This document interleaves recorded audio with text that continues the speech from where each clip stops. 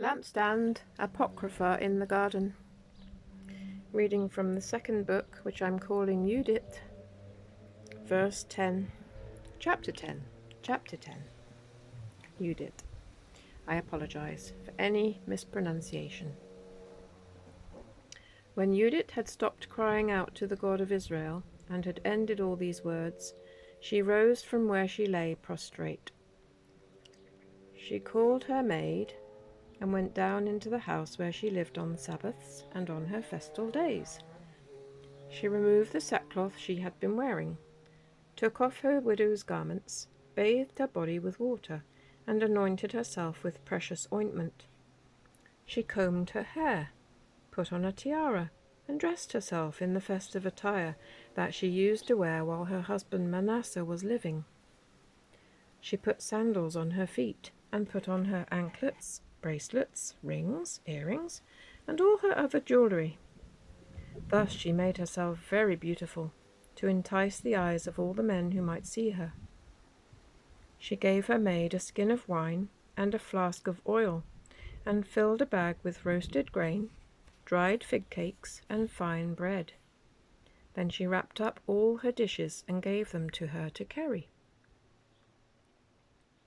Then they went out to the town gate of Bethulia, and found Uzziah standing there with the elders of the town, Chabris and Hamish.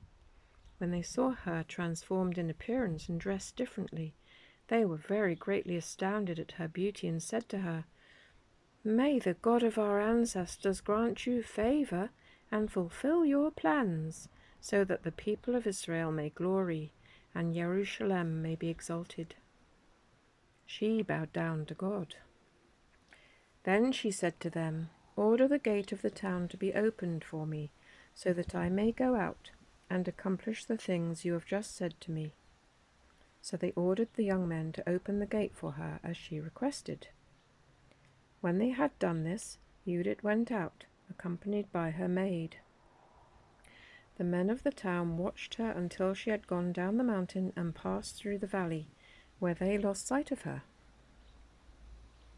As the women were going straight on through the valley, an Assyrian patrol met her and took her into custody. They asked her, "To what people do you belong, and where are you coming from, and where are you going?"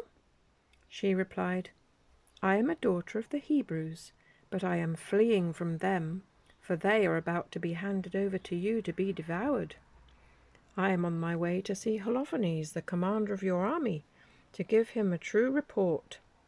I will show him a way by which he can go and capture all the hill country without losing one of his men, captured or slain."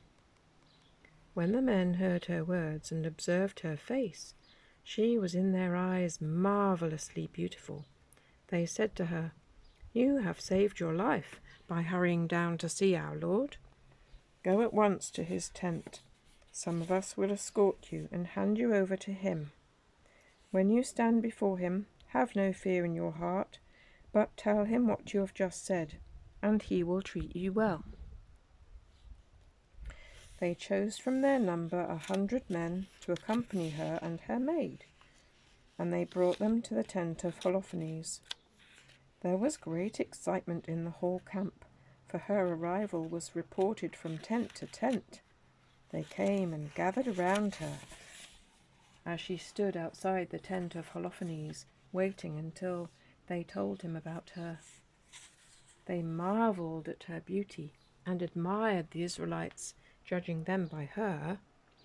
They said to one another, "Who can despise these people who have women like this among them? It is not wise to leave one of their men alive, for if we let them go, they will be able to beguile the whole world." Then the guards of Holofernes and all his attendants came out and led her into the tent. Holofernes was resting on his bed under a canopy that was woven with purple, gold, emeralds, and other precious stones. When they told him of her, he came to the front of the tent with silver lamps carried before him.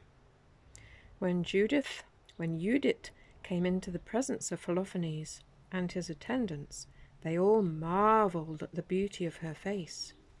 She prostrated herself and did obeisance to him, but his slaves raised her up